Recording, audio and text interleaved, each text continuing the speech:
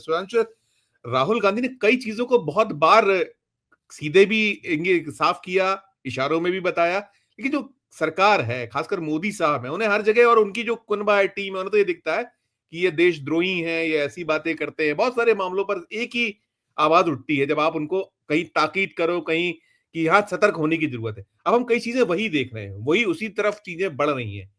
बहुत सी चीजें जो उन्होंने अभी हाल ही के, अगर आप उनके भाषण देखिए राहुल गांधी के, तो उन्होंने अंतर्राष्ट्रीय परिप्रेक्ष्य में कहीं अमेरिका का जो रवैया उसको लेकर बहुत सतर्क किया था। निकल के अब वही आ रहा है। कैसे देखा जाए, कैसे लिया जाए? आप नहीं सोचते, नहीं समझते। अब क्या आप, जो हम कह रहे हैं कि निगाह नजर हमारी होगी, लेकिन क्या कुछ अभी हिम्मत है कि हम वहां कुछ अपनी बात रख पाए, कह पाए? जब हम हथकड़ियों में, बेड़ियों में हमें जो जकड़ कर भेजा गया, तब हम कुछ प्रतिकार नहीं कर पाए, हमने उसको जस्टिफाई कर दी कि तो ठीक था, पहले भी ऐसा होता था। आपकी टिप्पणी। नहीं, एक तो संदीप जी, आज से जब इंदिरा गांधी भारत की प्रधानमंत्री थी तब भी अमेरिका ने, सबको वो कथा पता है, जंगी जहाज हिंद महासागर की तरफ रवाना किए गए। तब तो आज से कमजोर ही देश होगा भारत, है ना? बिल्कुल, बिल्कुल। और तब अब क्या इंदिरा गांधी ने वो डाउन किया? क्या वो उसको वहां पर झुक गई? क्या वो डर गई थी? क्या प्रतिकार नहीं किया गया? ये देश सब कुछ जानता है। अब सवाल ये है कि ये सरकार केवल एक चीज सीखी है कि हमें जुबानी रूप से कितना जो है, मतलब जुबानी जुगलबंदी का जो तरीका है वो उसमें महत्वपूर्ण इनके लिए रहता है। आप सोचिए, क्या हम कोलंबिया से भी कमजोर हो गए हैं क्या? अभी गाना गाया जा रहा था कि हम बहुत जल्दी जो है दुनिया की तीसरी बड़ी अर्थव्यवस्था हो जाएंगे। अभी बिलाल भाई सारा रिपोर्ट रख रहे थे। तो जो देश अभी 5 दिन पहले, 10 दिन पहले दुनिया की तीसरी अर्थव्यवस्था हो रहा था, उसकी इतनी इतनी खराब हालत हो गई कि दूसरे देश का सैनिक विमान जो है हमारे लैंड पे उतर गया और उतर कर वापस चला गया। तो अब कहीं ना कहीं कोई पेच दबी है ना, खेल कहीं और है। तो अब आप सोचिए कि कितनी शानदार तरीके से कोलंबिया ने उस चीज को हैंडल किया। और अगर कोलंबिया हैंडल कर सकता है तो भारत क्या हैंडल नहीं कर सकता था? नहीं कुछ होता।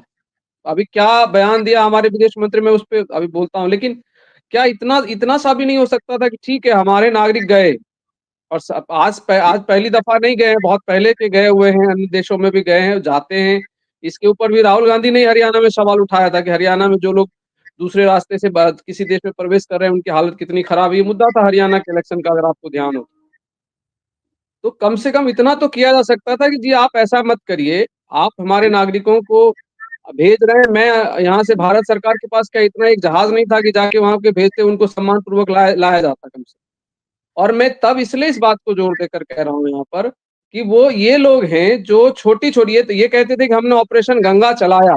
तो याद करिए 2024 के इलेक्शन के पहले ये ऑपरेशन गंगा की बड़ी चर्चा थी, और वो एक जो मीम बना था बहुत, जिसका मजाक उड़ा कि पापा ने जो है वार रुकवा दिया।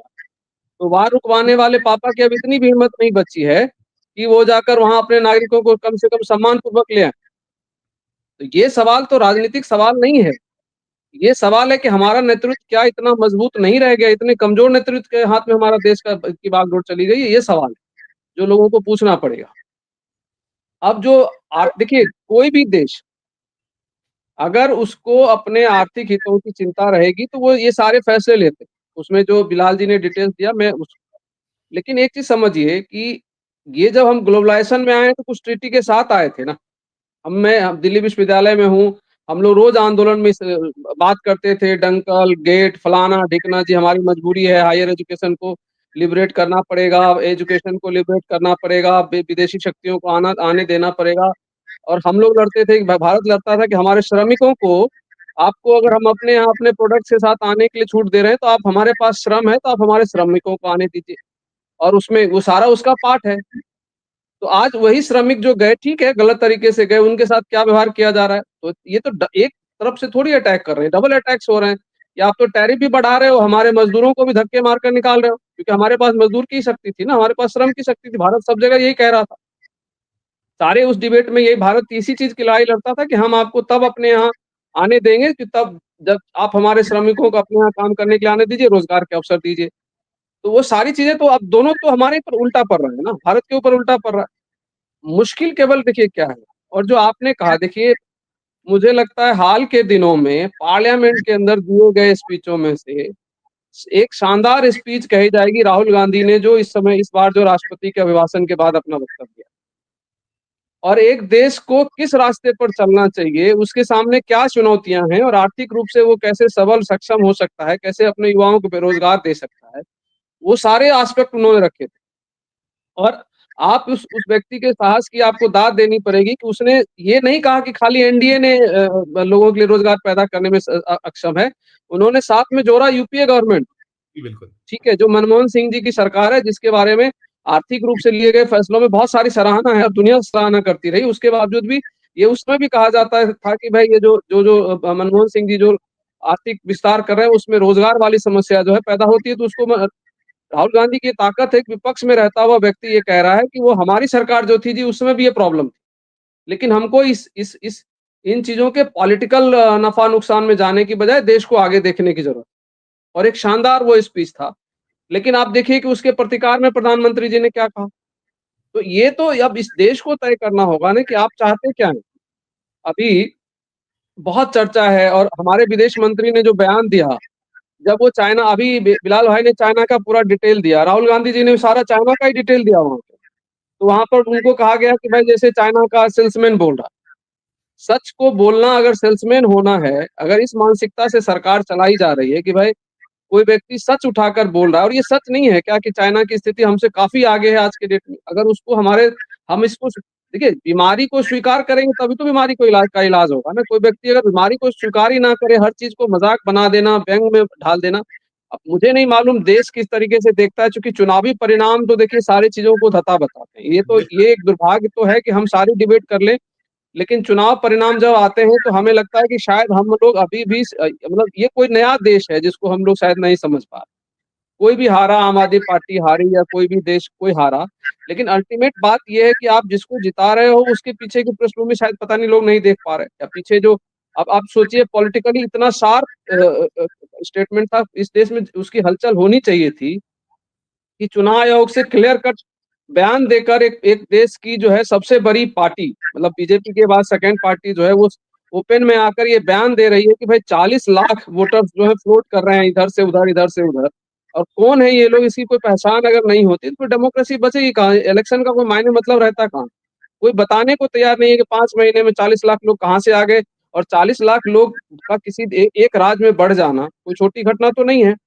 और अगर चुनाव आयोग उसकी जांच भी नहीं करना चाहता तो फिर हम किस चीज़ की बात करने के लिए बैठे? तो ओपन में दिख रहा है कि भाई कुछ बचा ही नहीं है कि मतलब ना ईमानदारी से चुनाव हो रहे हैं, जब ईमानदारी से चुनाव नहीं होंगे तो सरकारें ईमानदार नहीं चुनी जाएगी और कम से कम जो सरकार चुनी जाएगी फिर वो जवाबदेह क्यों होगी जनता के प्रति, जब वो जनता से चुनकर ही नहीं आ रहे। उन्होंने अपना सारा सिस्टम खुद का क्रिएट किया हुआ है। तो आप अगर इस पृष्ठभूमि में आकर हमारा विदेश मंत्री आराम से पार्लियामेंट में ये बयान दे देता है कि भैया उनके लॉ का हिस्सा है। उनके लॉ का हिस्सा है तो फिर हमारा और उनके बीच 2 देशों के बीच जो सम्मान और आपसी जो रिलेशंस है उसका क्या मतलब है भाई?